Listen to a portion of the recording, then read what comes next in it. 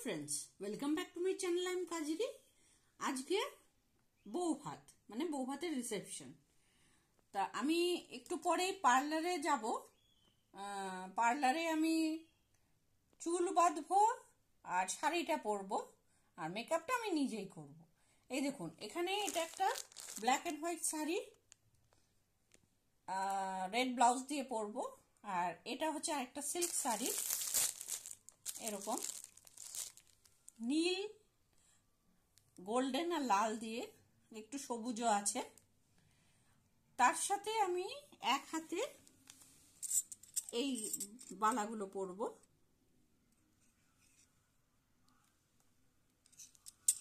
আরেক হাতে এটা পরবো।